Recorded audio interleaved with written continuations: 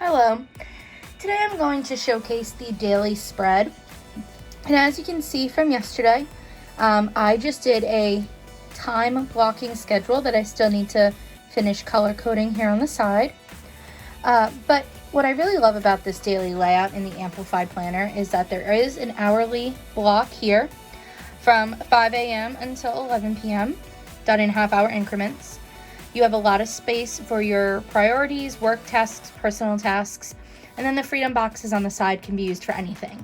If you were a mom or just someone who had multiple people living in the house with you, you could have one block for each of your kids or like your spouse or whatever. Because of self-isolation, I don't need to put anything about my husband on these freedom boxes. But once life goes back to normal, I'm definitely going to write those reminders. You know, is he at the office? Does he have a meeting? Is he home late? Things like that, so I can remember in one of these boxes. So yesterday and today, in my lovely Amplify planner, I wrote down like some dinner ideas or things I have to do around the house, things that I need to do for my summer classes, which I just need to transfer over. I'm still waiting on syllabi, and I'm waiting to see what books I need for some of the other courses. Some reminders about the kind of like main important things to finish for my theoretical research course, as well as the work tasks of each of those ideas from down in the freedom box listed out so I can check them off. I've tried this, a scheduled time block versus the actual time blocking. So you can see this morning I woke up a little later than I had planned.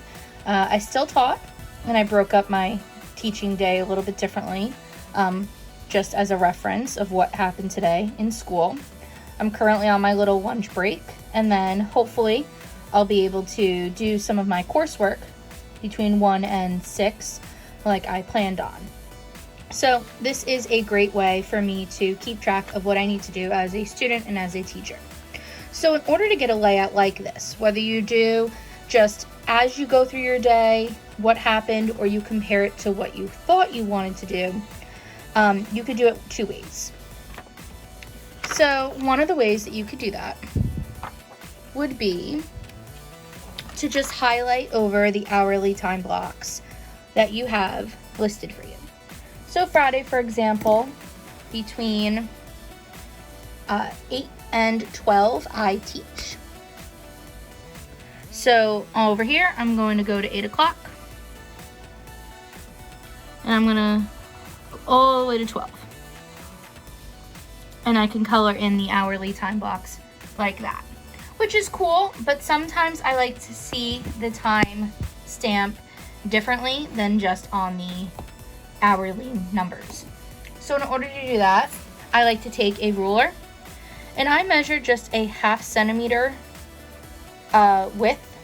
So I usually go from the end, and I go from the end of my ruler to the number 30. That's a 1/2 centimeter. Or no, it's a full centimeter actually, sorry. A full centimeter's worth of a bar. And I just plug that in here, and I take my pen. I make little lines at the top and bottom.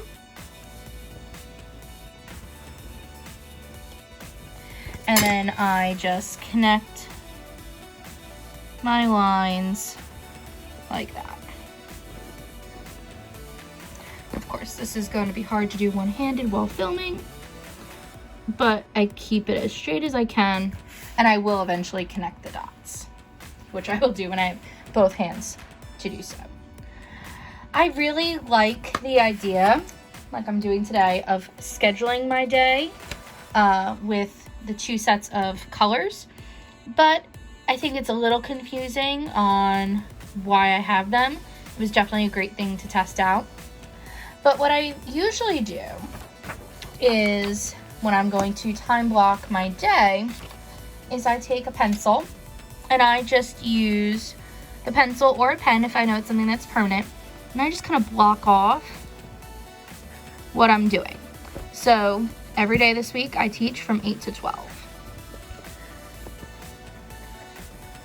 And I kind of just lightly write what I'm doing.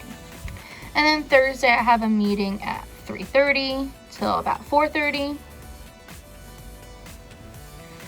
I think that's actually it for Thursday. I don't have much going on. Friday, I also have a workshop from 12 to 1. I have a meeting. I have a faculty meeting on Thursday.